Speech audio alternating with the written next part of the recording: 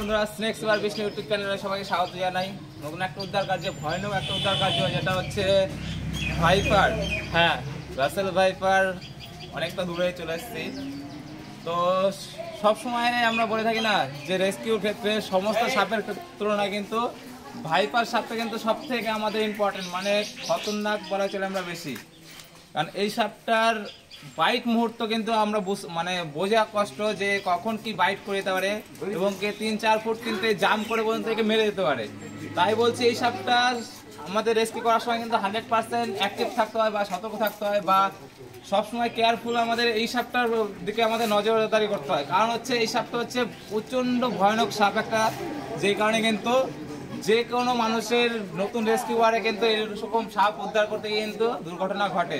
তো চলুন আগে দেখি সাপটা কি কেমন জায়গায় আছে, কেমন পরিস্থিতি আছে এবং সাইজটা কেমন। কারণ ছোট চন্দ্রগোড়া কিন্তু হাত দিয়ে ধরতে গেলে অনেক সময় প্রবলেম হয়ে যায়, যে কারণে একটা দুর্ঘটনা ঘটে যেতে পারে।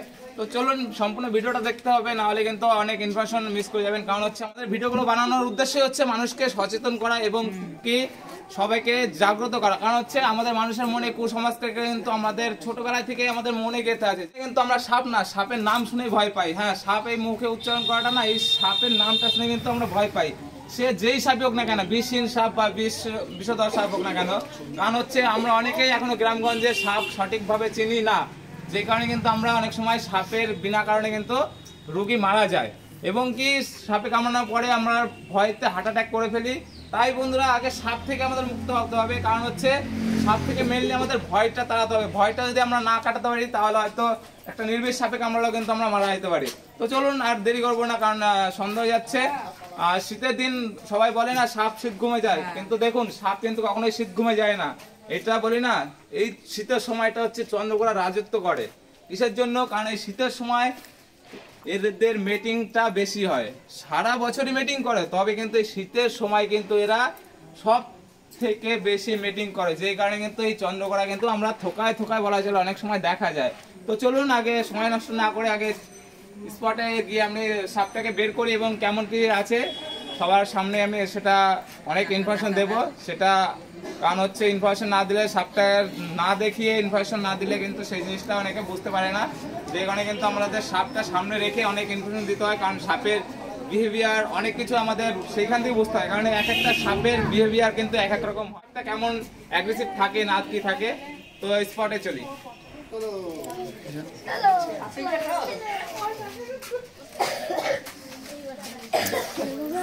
সাইড ধরো ভাই।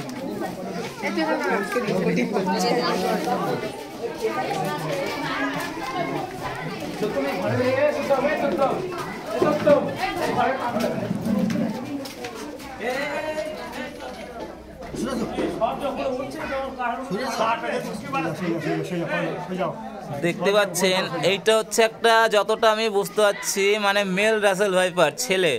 হ্যাঁ, তো একটা মেল রাসেল ভাইপার আছে। এই জায়গাটা কিছুটা হয়তো আবর্জনা ছিল, ঠিক আছে। তো চলো এই জায়গাটা অ্যাকচুয়ালি কেমন কন্ডিশন ছিল না ছিল সেটা পরে আমি দেখছি, শুনছি। আর সাইজটা দেখে মনে হচ্ছে হয়তো বোঝা যাচ্ছে না অতটা, ঠিক আছে।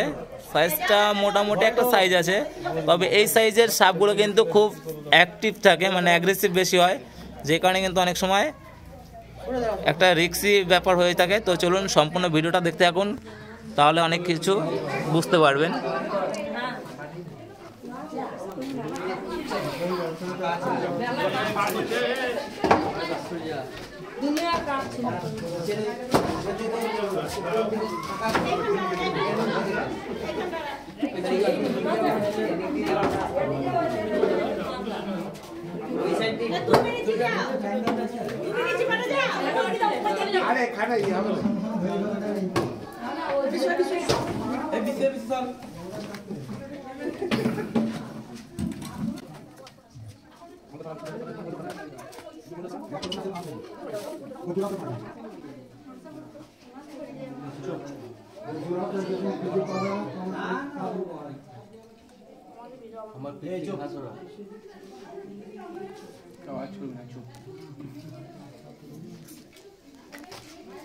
দেখি দাদা ভিতর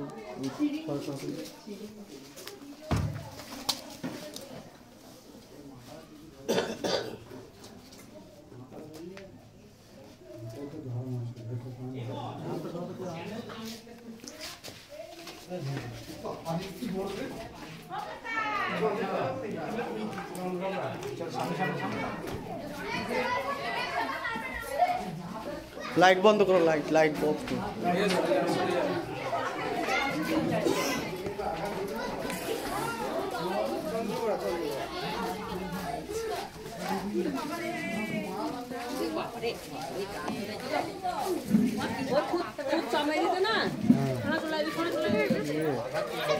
ওই বিশাল ইয়ে হয়েছিল।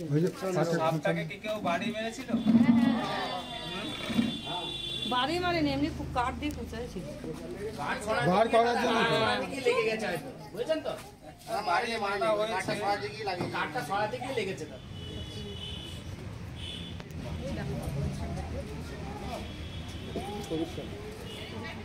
হ্যাঁ, কাঠটা সরু।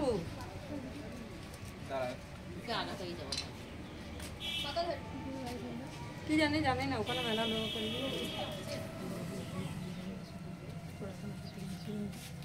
কিছু আহার করেছে মানে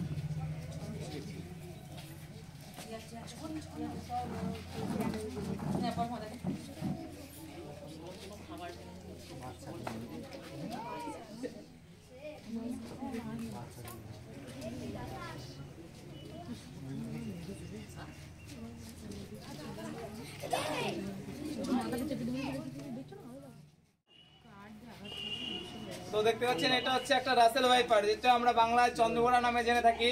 ঠিক আছে, তো এই সাপটার হিমোটক্সিন বিষ থাকে।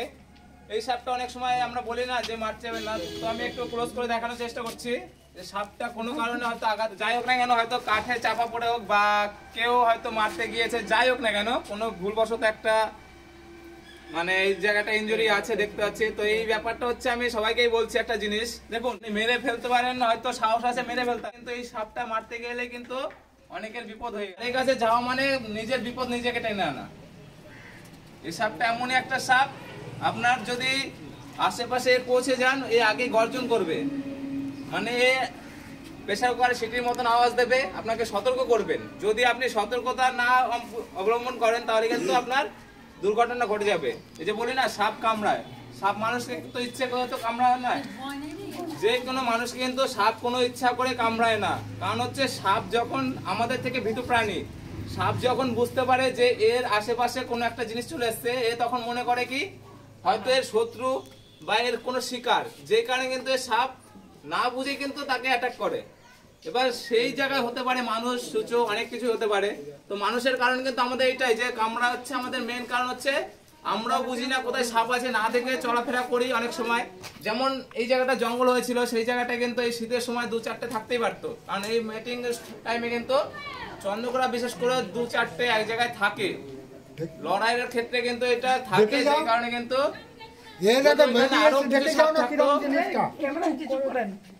যদি ওইখানে আরো 2-1টা সাপ থাকতো তাহলে হয়তো ওই কাঠগুলো সরাতে গিয়ে একটা দুর্ঘটনা ঘটে যেত। তাই আমরা সবসময় বলি, শীত বলে না, সবসময় আমাদের সতর্ক থাকতে হবে। যখনই আশেপাশে জঙ্গল থাকবে, কোনো জ্বালানি বা জিনিসপত্র থাকবে, তো পুরোনো জিনিস নাড়াঘাটা করতে গেলে আমাদের সেই জায়গাটা আমাদের ফলো করতে হবে আগে, বুঝতে পারছেন? এই ভুলগুলো যদি আমরা করে বসি যে একবার যে আমি জঙ্গলটা ওইখানে যাচ্ছি বা আশেপাশে জঙ্গলে ঢুকছি, সাপ নেই, আমরা এই কেয়ারটা যে না করি, তাহলে কিন্তু সাপ থেকে আমরা হয়তো যখন তখন একটা দুর্ঘটনা ঘটে যাবে।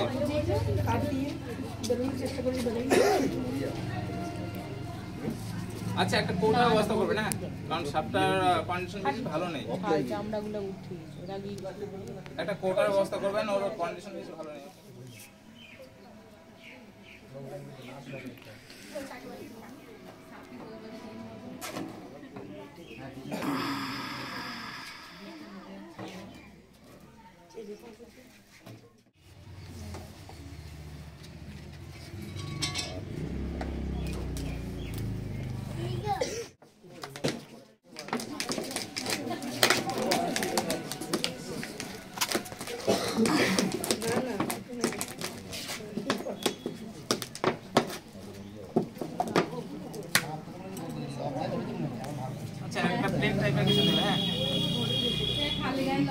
দেখতে পাচ্ছি বন্ধুরা যে সাপটা অনেকটা ইঞ্জুরি আছে, যে কারণে কিন্তু আর এখানে বেশি নাড়াঘাটা করা গেল না বা নাড়াঘাটা আমি করলাম না। কারণ হচ্ছে এ যে পরিমাণে শান্ত আছে, তার থেকে বলা ছিল অশান্ত সাপ বেশি।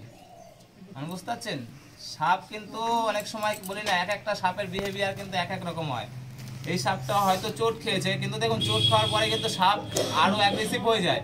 কিন্তু এটা যে কারণে হোক না কেন অনেকটাই শান্ত আছে, মানে প্রচণ্ড পরিমাণে ওইখানটায় প্রেশার খেয়েছে, যে কারণে কিন্তু ওর বডিতে সেই ইমিউনিটি পাওয়ার মানে এনার্জিটা বলা চলে নেই, যে কারণে ছটফটটা কম করছে। আর ওকে হাতে নিয়ে অতটা আমি যার জন্য করলাম না, কাজ করলাম না, কারণ হচ্ছে সাপটা আমাদের অ্যাকচুয়ালি বাঁচানোর উদ্দেশ্যে আমরা এত দূর ছুটে আসা।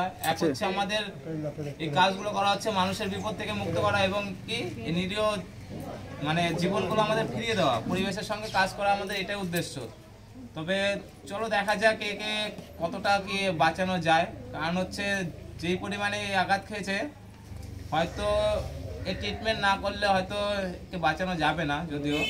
তো চলো আগে দেখা যাক, নিয়ে যাওয়ার পরে হয়তো কিছু একটা ট্রিটমেন্ট করতে হবে নর্মালি যতটা, তারপরে কিন্তু একে আবার রিলিজ করে দেবো, ঠিক আছে। এবং খুব তাড়াতাড়ি কিন্তু ওকে আমি রিলিজ করে দিতে হবে, কারণ হচ্ছে এর সাধারণ পরিবেশে যদি না যায় সঙ্গে সঙ্গে, তাহলে কিন্তু হয়তো আটকা থাকলে, একদিন দুদিন আটকা থাকলে এই সাপটা মারা যেতে পারে, ঠিক আছে। তো চলুন, আর ভিডিওটা বেশি লেন্থি করলাম না, কারণ হচ্ছে সাপের কন্ডিশনটা দেখে আমারও ভালো লাগছে না।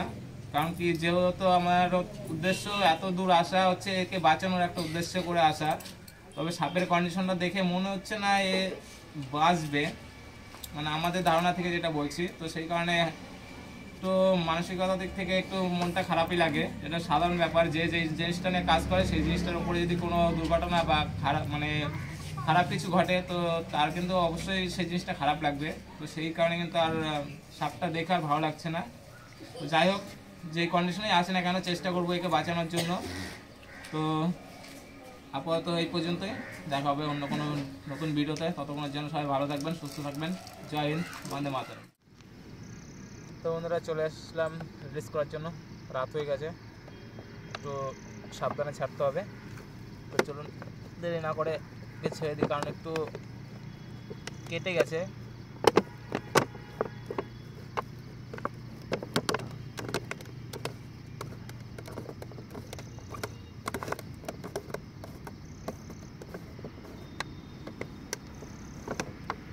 रिक्शा